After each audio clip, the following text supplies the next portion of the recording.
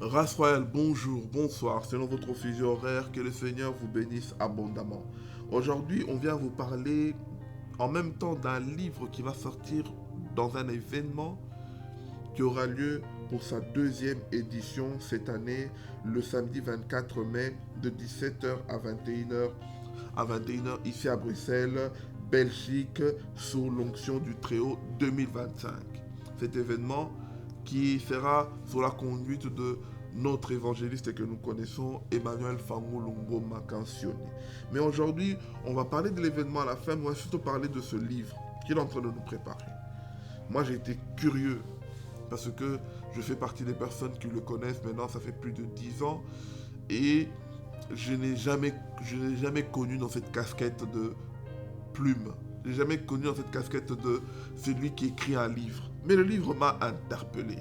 J'ai essayé déjà en tant que journaliste de le lire, et je t'invite surtout parce que j'ai été non seulement béni en tant que journaliste, mais j'ai été aussi béni en tant que lecteur.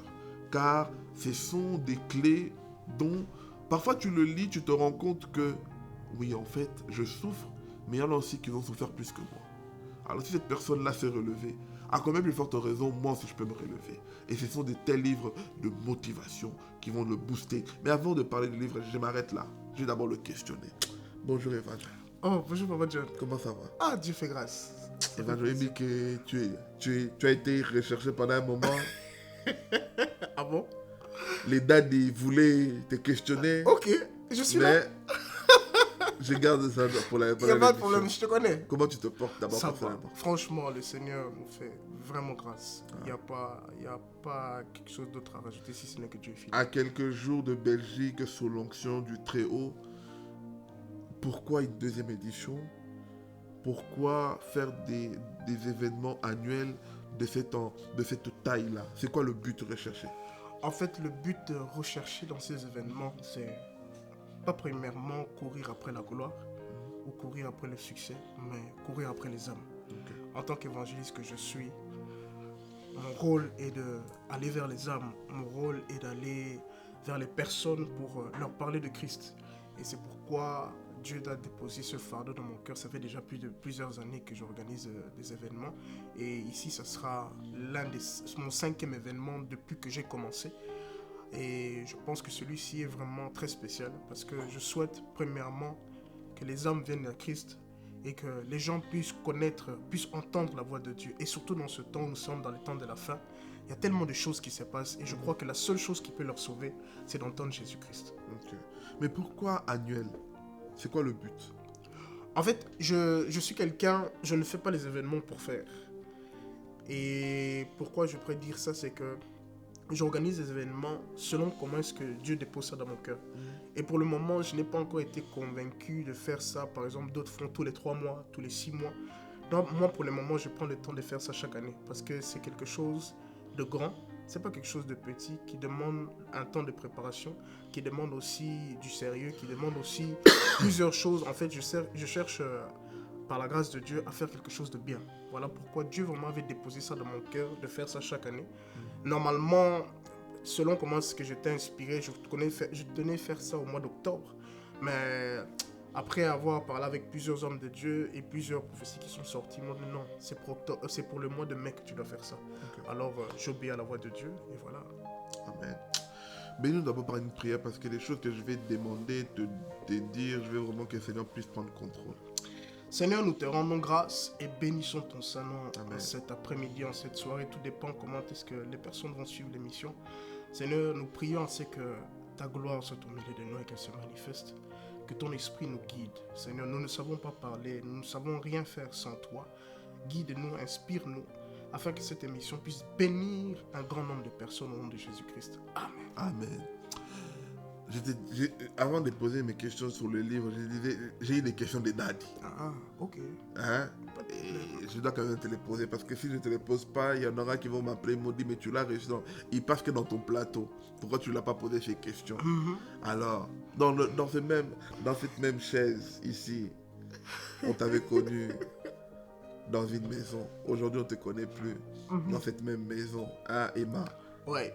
Est-ce que l'allure où Emma part, c'est pour devenir père aussi de sa propre vision, ou est-ce que on va toujours connaître Emma sous l'onction d'un homme de Dieu ou sous la couverture d'un homme de Dieu? En tout cas, c'est une très très bonne question. Et il fallait que ça vienne, et ça m'étonne pas que ça vienne de toi. Alors, dans un premier temps, j'ai toujours été l'enfant de quelqu'un. Depuis mon jeune âge. Aujourd'hui, je travaille dans le Seigneur depuis que j'ai l'âge de 5 ans. J'ai toujours été l'enfant de quelqu'un. J'ai toujours côtoyé les pères. Et là, actuellement, aujourd'hui, je travaille avec l'un de mes frères et amis, le prophète Romano Dika. Je ne fais pas les choses par moi. Pour dire que je suis dans une assemblée, j'œuvre dans le ministère, mais Dieu ne m'a pas encore, comme je dirais, je ne suis pas de ceux qui se précipitent à aller bâtir quelque chose, je ne suis pas de ceux qui se précipitent à aller faire une église ou tout ça, non, c'est pas ça. Mais je suis toujours sous la direction de certaines personnes, de certains hommes de Dieu. Donc, c'est-à-dire, même là, actuellement, quand je fais des choses, je demande conseil auprès des pères. C'est pas que les gens vont penser que je me rebelle auprès des pères, loin de là. Derrière moi, il y a des gens. Donc, c'est-à-dire que je suis très suivi. Même si aujourd'hui, ce n'est pas comme les gens peuvent le penser, mais derrière moi, je suis suivi. C'est-à-dire que j'ai des pères qui, lorsque je fais quelque chose, me font la remarque. Ils vont peut-être pas me le dire comme ça directement, ils vont soit passer par quelqu'un d'autre, ou bien ils vont venir vers moi. J'ai des pères qui me suivent. C'est-à-dire que je ne fais pas les choses comme ça. Mais tu dis, j'ai des gens. Je prends ton terme, j'ai des gens. Mais qui est le référent? Qui on peut dire aujourd'hui, si l'évangéliste Emma Fangolongo Makancio fait quelque chose, son père ou son référent, que je ne vais pas m'adresser, toi-même tu diras c'est qui? On va aller trouver le prophète Romano. Le prophète Romano aujourd'hui c'est ton référent. Je n'ai pas dit que c'est moi. Quand je dis référent dans le sens que, parce que je prie, je sers le Seigneur dans l'église qu'il dirige. Aujourd'hui, parce que on va aller où on doit aller. Allons-y. J'aime ça. Allons-y. Parce que moi, je n'aime pas tourner autour du pot. Voilà. On m'a connu chez le pasteur Jérémy Niangui, que je salue et que je respecte. Aujourd'hui, je ne suis plus là. Ok.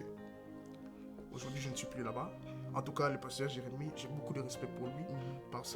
Grâce à Dieu et au travers de lui, on m'a consacré en 2023. Amen. En tant qu'évangéliste, et je ne pourrai jamais être ingrat. Amen. Je dis, moi je suis loin de ceux qui sont ingrats. Amen. Donc je sais être reconnaissant même vers une personne qui m'a donné une simple bouteille d'eau. Pasteur Jérémy, j'ai travaillé avec lui pendant 3 ans. On a fait tout ce qu'on pouvait faire pour le vote de Dieu. Malheureusement, il était temps pour moi, chacun prenne son chemin, mais je n'ai aucun problème avec lui. Aujourd'hui, je peux croiser le pasteur Jérémy, je vais le saluer. Je peux croiser pasteur Nana, je vais la saluer. En gros, pour dire que je n'ai aucun problème avec personne. Okay. Mais à l'heure actuelle, je ne suis plus là-bas. Ok. Voilà. Donc à l'heure actuelle, on peut dire ton référent, c'est ton frère, le prophète Romano, le prophète de la Belgique. Okay. Que nous saluons en tout cas. Voilà. J'ai d'autres questions, j'ai gagné. Après. Rentrons dans le livre. Le livre que nous voulons découvrir aujourd'hui, Quand la différence forge la grandeur. Le titre est profond. Qu'est-ce qui t'a poussé à écrire ce livre? Premièrement, l'idée d'écrire le livre n'est pas venue de moi. Ok. Parce que je lis les livres, oui, et souvent c'est les livres quand on est étudiant, tu lis à l'école. J'ai eu à lire 3-4 livres bibliques, dans le sens que des auteurs qui ont écrit ça.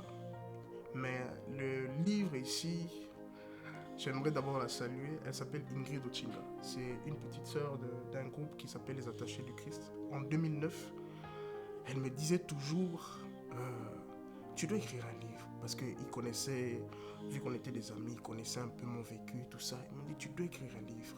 Parce que ton histoire, peut-être tu ne le vois pas aujourd'hui, va aider beaucoup de personnes à s'en sortir. Donc tu dois écrire. Bon, j'ai écouté pour écouter, j'ai laissé tomber. Et puis en 2022, ici, mon ami Joël Pangui, producteur de MP Productions, il m'a dit, mais toi tu dois écrire un livre, tu attends quoi? Quand il m'a dit ça, j'ai compris que là, c'était la voix de Dieu. Okay. C'était la voix de Dieu. Donc c'est au travers d'eux qu'aujourd'hui, ce livre est là. Parce que moi, dans mon idée, écrire des livres, c'était pas là. Donc c'est au travers de ces deux personnes que je salue et que je dis vraiment merci. Parce que s'ils m'avaient pas, ils n'étaient pas là pour me dire ces choses, je pense pas que ce livre aurait pris forme aujourd'hui. Okay. Ce livre que vous allez le découvrir le 24 mai, vous pourriez l'acheter, vous pourriez le lire. C'est un livre où c'est une autobiographie remplie de témoignages, remplie des événements concrets que l'évangéliste Emmanuel a traversé et comment il a pu sombrer et comment Dieu l'a aussi relevé. Ça peut être aussi un canevas pour vous, pour peut-être avoir de pistes de relèvement, de pistes de solutions, comment tenir bon. Donc aujourd'hui, nous allons vraiment parler du contexte de la construction du livre pour vous pousser à venir consommer ce livre-là le 24 mai. Alors, c'est quoi le moment le plus dur que tu racontes dans ce livre, si tu peux en citer un? En tout cas, ce livre est rempli de moments assez compliqués, mais qui m'ont permis de tirer plusieurs leçons. Ok.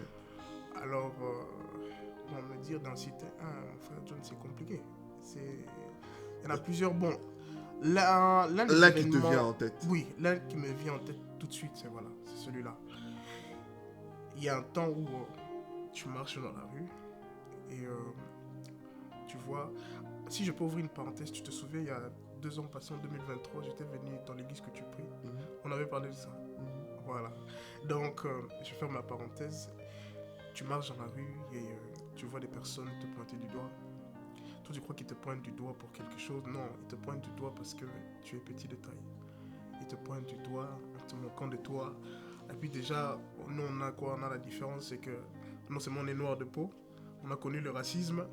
Et d'un autre côté, toi, en plus, tu es petit de taille. Donc, toi, tu vois que c'est simplement des enfants, mais c'est des adultes qui te pointent du doigt et qui se moquent de toi.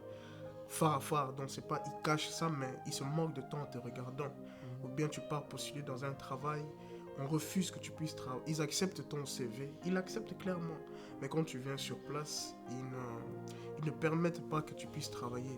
Donc tu sens que c'est des moments compliqués, et ce genre de moments, quand je les ai eus, ça m'a pas fait seulement mal à moi, mais ça fait mal aussi aux membres de ma famille, particulièrement mes parents, parce que comment je vis ça? Après, j'étais encore très petit, 13, 14, mais j'allais souvent me confier chez mes parents. Et puis quand je pars leur parler de ça, devant toi, ils cachent leurs larmes, mais en coulisses, tu entends qu'ils s'en veulent, quoi. Ouais, ils s'en veulent, mais en coulisses, tu sens qu'ils versent leurs larmes parce qu'ils voient que comme si c'était de leur faute. Maintenant, d'un côté, toi-même, tu te sens coupable et eux-mêmes, ils se sentent coupables.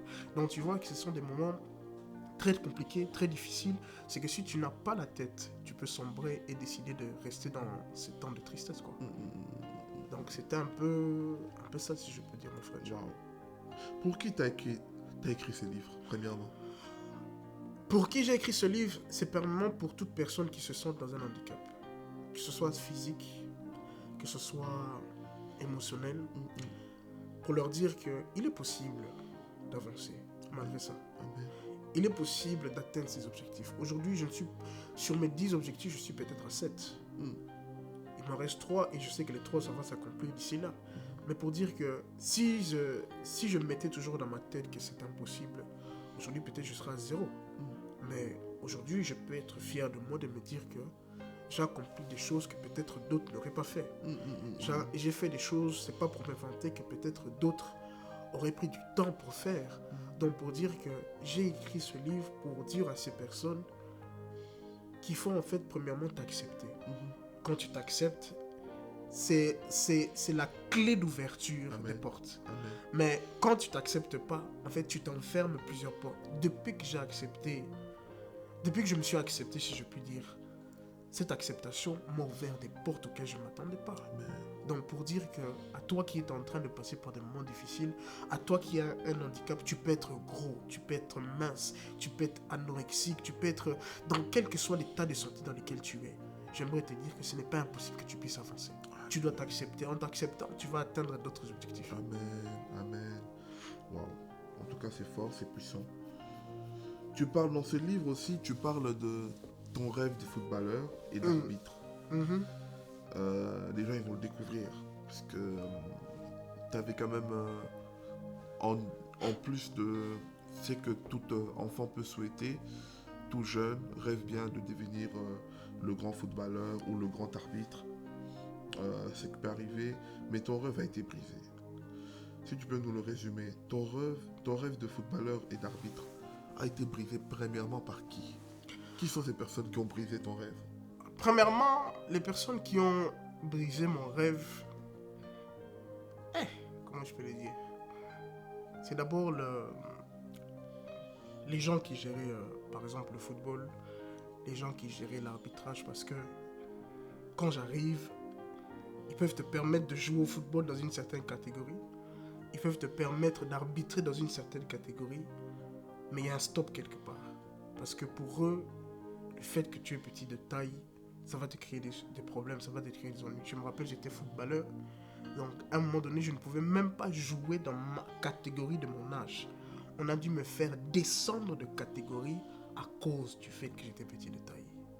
Donc, quand ils me faisaient descendre à cause du fait que j'étais petit de taille, je commençais à me dire, ah, là mon rêve ici commence à devenir compliqué. Preuve en est, je vais attendre une dérogation venant de l'Union belge de football pour qu'il puisse être transféré dans mon club afin de me permettre de jouer. Donc tant que je n'avais pas cette dérogation, je pouvais venir à l'entraînement mais je n'allais pas jouer les matchs. Pour dire que ça devenait quelque chose de compliqué. Dans l'arbitrage aussi, c'était la même chose. Donc je pense que l'arbitrage, beaucoup le savent, j'en ai tellement parlé.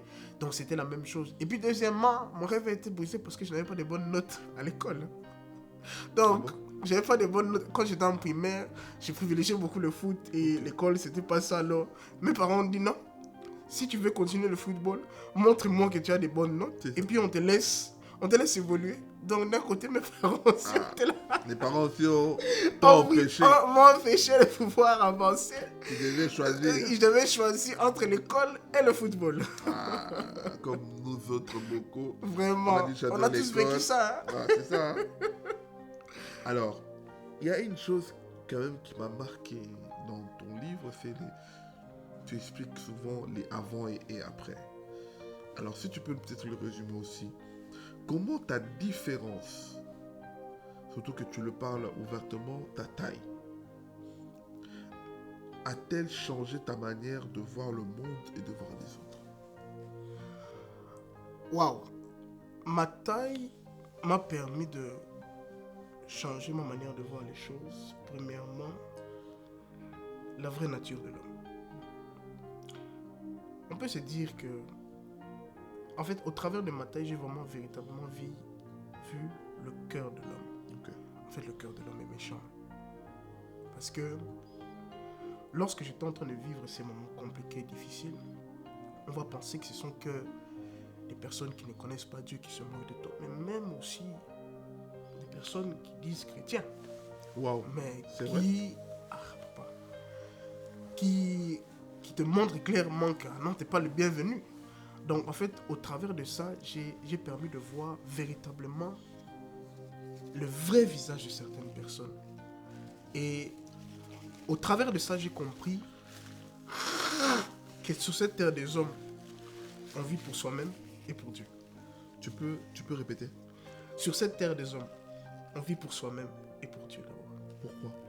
Parce que si tu dois t'attendre aux hommes, tu peux être déçu. Okay. Attends-toi plus à Dieu. En fait, j'aimerais pas dire que tous les hommes ont été méchants. Mais pour montrer que, premièrement, c'est toi. Quand tu t'acceptes, quand tu sais qui tu es, c'est ça qui va faire en sorte qu'après les gens vont te suivre. Amen. Mais quand tu cherches à ce que les gens puissent avoir pitié de toi, ou bien que les gens puissent, te regarder, tout ça, c'est là à partir de ce moment-là que tu creuses ta tombe. Parce que moi, quand j'ai traversé ce genre de situation, j'étais en train de me dire, bon, sûrement avec le fait que je sois petit de taille, ça va me tirer la compassion des hommes, tout ça. Mais au travers de cette compassion des hommes, ça m'a tiré d'autres problèmes. Alors j'ai compris, non, c'est d'abord m'accepter. Et que Dieu m'accepte. Et puis le reste, je laisse à Dieu. Wow. Wow. Moi, ça m'interpelle quand même. Parce que tu as dit quelque chose d'important. Nous autres, les chrétiens, que nous devons montrer l'amour, nous aimer, peu importe notre différence. Mais tu as eu à ressentir ce rejet dans le corps du Christ.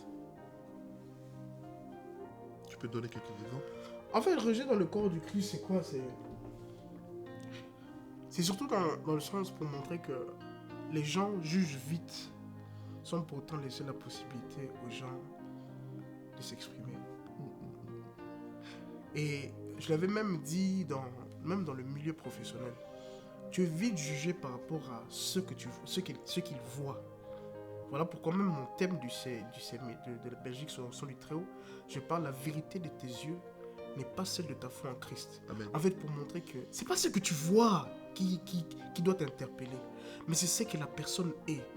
Et moi, personnellement, j'ai beaucoup été jugé par rapport à ce qu'ils ont vu de moi. L'apparence physique. L'apparence physique. Mais quelques années après, quand ils ont découvert en fait ce qui s'est caché en moi, c'est là qu'ils se sont dit, ah, si on l'avait laissé venir avant, peut-être on aurait expérimenté quelque chose de plus avec cette personne. Amen.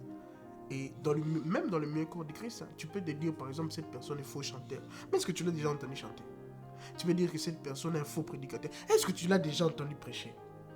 Pourquoi est-ce que nous avons la facilité directement de pointer la personne du doigt sans pour autant l'approcher et prendre le temps de l'écouter? Vous savez, ce que je suis en train de traverser, peut-être d'autres traversent ça d'une autre manière. Bon, pas ce que je suis, parce que moi, Tu ne l'es plus. Je ne l'ai plus, ça fait déjà des années, je suis totalement guéri de ça.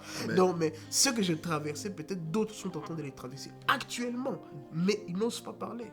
Moi, j'ai eu le courage de parler. J'ai le courage de mettre des mots. Même lorsque j'étais dans les problèmes avec l'arbitrage, j'ai le courage de me tenir devant mes responsables, leur dire qu'il faut être vrai avec moi. Vous ne voulez pas que je monte parce que je suis petit de taille. Depuis que j'ai affronté ça, d'autres sont venus vers moi me disant, on avait peur de parler, mais tu as été notre porte-parole. Pour dire qu'en fait, quand tu comprends ça, il y a beaucoup de choses qui s'ouvrent à toi. Et quel conseil donneras-tu à quelqu'un qui a du mal à s'aimer comme elle est? Parce que toi, ta force, je pense, je ne le pense pas, je suis convaincu, c'est parce qu'à un moment donné, tu as compris que je dois m'aimer tel que je suis. Maintenant, quel conseil tu peux donner à quelqu'un qui a du mal à s'aimer tel qu'il est? En fait, le premier conseil que je peux donner à quelqu'un, c'est que lorsque nous sommes dans le livre de Genèse chapitre 1, à partir du verset 26, la Bible dit, faisons l'homme à notre image et à notre ressemblance. J'aime toujours comment est-ce que l'un de mes pères est en train d'expliquer ce verset. Il dit, Dieu le Père, Dieu le Saint-Esprit et Dieu Jésus-Christ se sont assis. Parce qu'il dit faisons. Quand il parle faisons, ça veut dire qu'il n'est pas seul. Ils se sont assis, ils sont en train de faire une réunion ensemble. Il dit, il est temps que nous puissions créer une personne à notre image, à notre ressemblance. Depuis que j'ai compris ce passage, je m'étais dit, je ne suis pas créé par n'importe qui. Je suis la créature divine de Dieu. Et comme je suis la créature divine de Dieu, je dois me dire en moi-même, tel que je suis, j'ai été créé à l'image de Dieu. C'est-à-dire que la chose à faire, c'est de m'accepter. Alléluia. Mon frère, ma soeur qui est dans une situation compliquée, peut-être tu es gros, peut-être tu es mince, peut-être tu es petit, peut-être tu es trop grand même. Moi, dans le travail où je suis à l'école, il y a un professeur, il fait plus de 2 mètres. Des fois, pour passer dans la salle des professeurs, il doit baisser sa tête.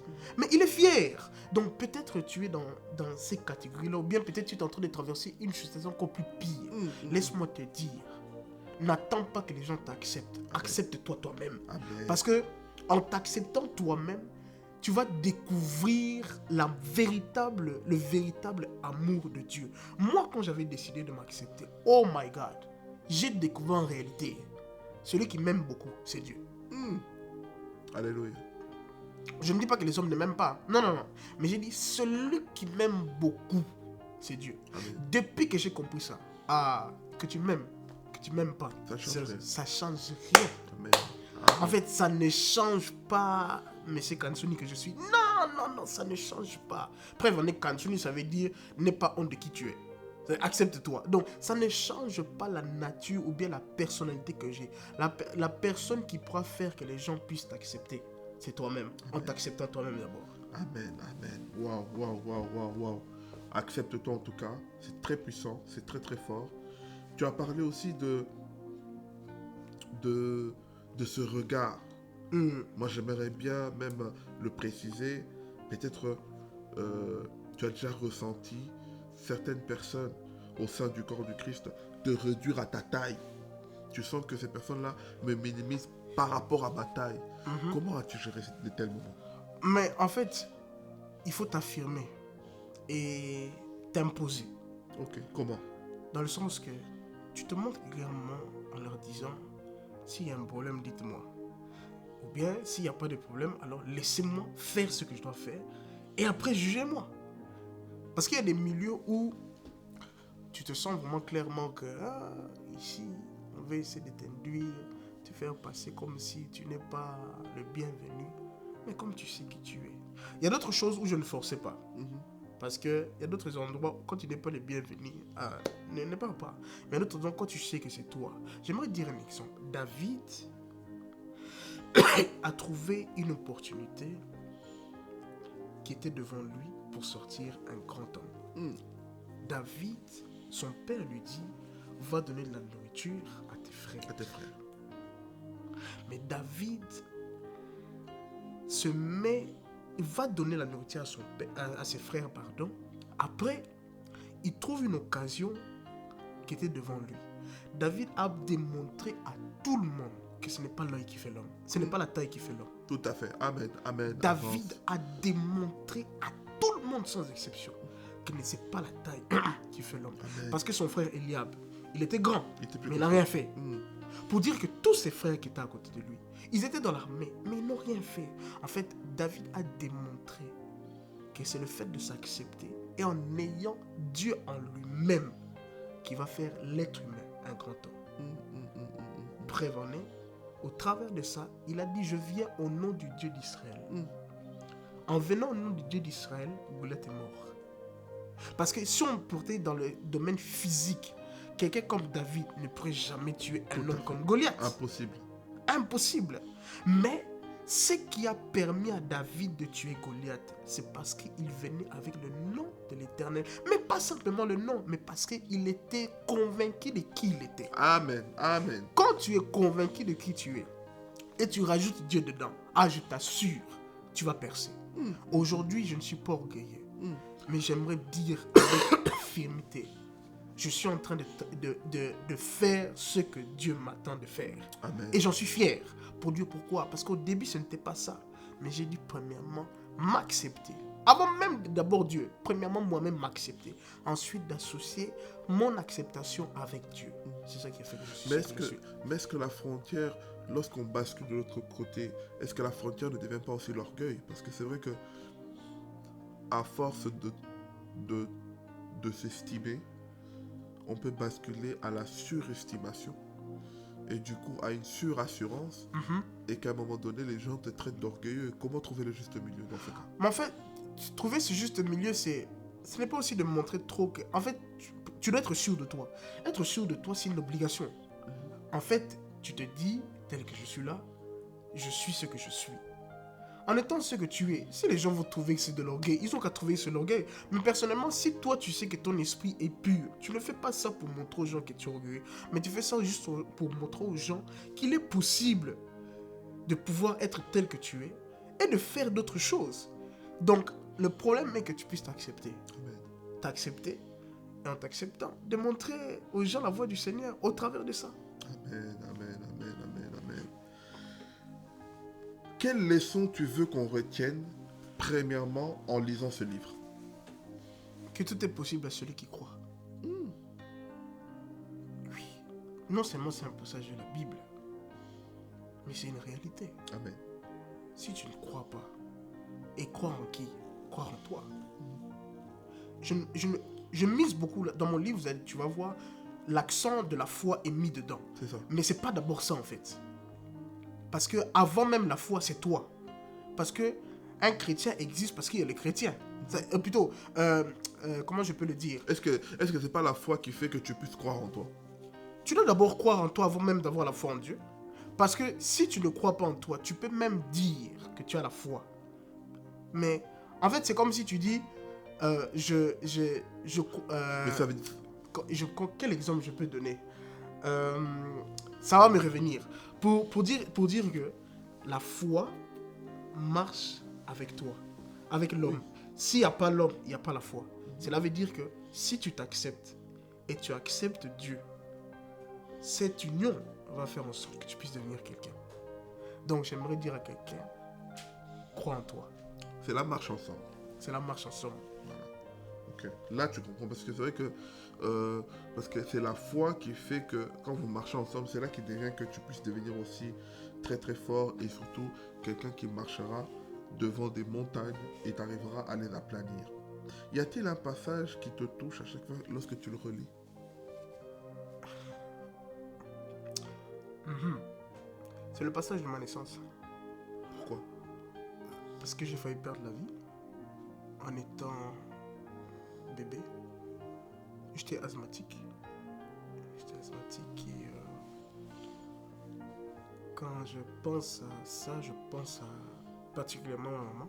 Il y a mon père, mes frères et sœurs, mais particulièrement ma maman parce que quand je suis né, quelques jours après mon père, parce que je suis né au pays, au Congo, quelques jours après mon père est venu ici en Europe, donc je suis resté avec ma maman.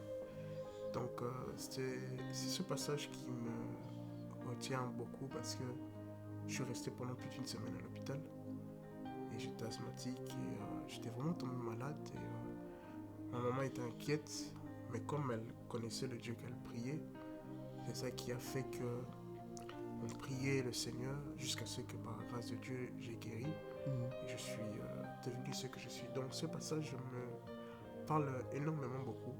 Parce que si je n'étais plus en vie, je ne pense pas qu'on pourrait parler de manière aujourd'hui. Amen. Donc c'est vraiment ça. Et pourquoi faire en sorte que lors de cette conférence que tu organises le 24 mai, tu as décidé aussi de faire la sortie, le vernissage de ce livre? Pourquoi faire ces deux grands événements en même temps, au même lieu? Au tout début, j'étais en train de penser, je parlais avec quelques amis et quelques personnes qui sont dans l'équipe, de faire deux événements à part. Mais après, j'ai dit non.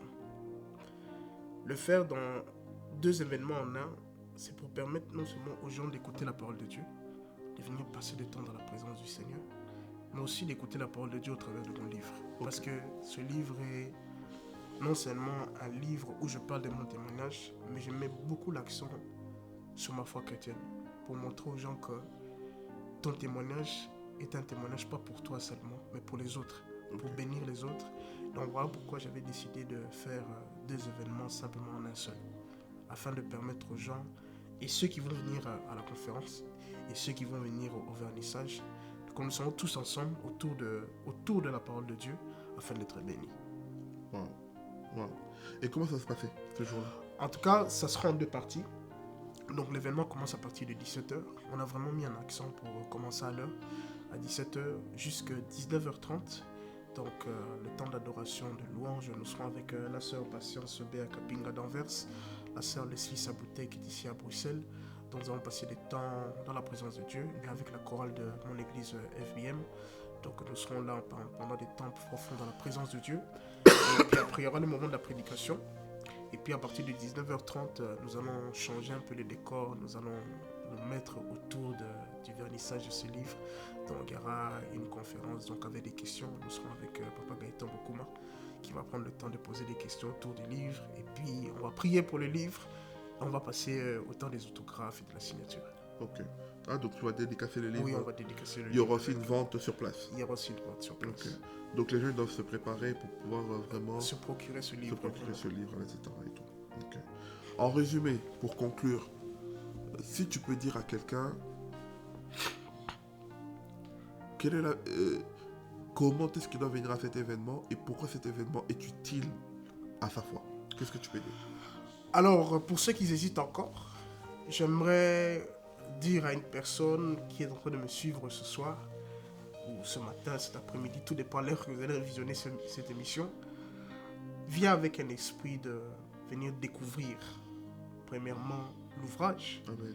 Parce que je pense que quand on cherche à découvrir, on peut être intéressé de se dire, bon, je vais me procurer ce livre. Et je pense que ce livre va bénir un nombre de personnes. Donc viens avec l'esprit de découvrir le livre et de t'en procurer. Viens acheter, vraiment, ça sera pour la gloire de Dieu. Et ensuite, viens pour la conférence parce que nous allons parler autour de ce thème. La vérité de tes yeux n'est pas celle de ta foi en Christ. Mais... Et ça va totalement avec le livre. Donc ça marche ensemble. Donc c'est deux événements en un. Donc quand tu vas comprendre que c'est pas ce que tu vois qui doit faire ta foi, mais c'est ce qui est en toi, c'est ce que tu crois de Dieu qui va déterminer qui tu seras demain. Tu vas comprendre ça et tu vas te dire que je peux être une autre personne. Donc venons nombreux, partagez l'affiche déjà sur les réseaux, ça circule. Partagez au maximum, invitez vos frères, vos amis. Vous êtes de Belgique, de Bruxelles, de l'Hollande, de France. Donc partagez au maximum et venez lors de ce programme. Ça sera très, très, très bénéfique. Et je crois que le Seigneur va nous faire du bien. Amen. En tout cas, je vous invite, nous serons là pour la gloire de Dieu, pour pouvoir entendre ce que Dieu a mis à travers son serviteur. C'est quelqu'un que nous apprécions énormément.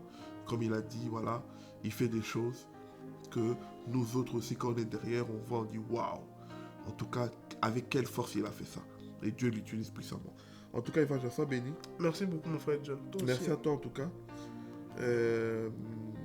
Donc, on s'est avec listé. Et ça, non, le processus, c'était mon cher frère. Okay. C'est pas... On n'est pas encore là. On se précipite pas. Ça viendra. Quand? Je ne sais pas. Mais t'es sûr que ça viendra? Oui, si, ça viendra. Ça viendra. Mais le temps que ça viendra, moi je ne sais pas. Mais je sais que ça viendra, mon frère. Les gars, là, tournez-le au monde. Tuna. T'es Tuna. Tuna, aussi, c'est émission, mon frère. Tuna, mon frère. On a fier. Tuna, papa. Bon. La Tuna, mon frère. c'est qui ton père spirituel maintenant? Dans ma débisse. Que Dieu vous bénisse. Ça y est, béni. Ciao, ciao.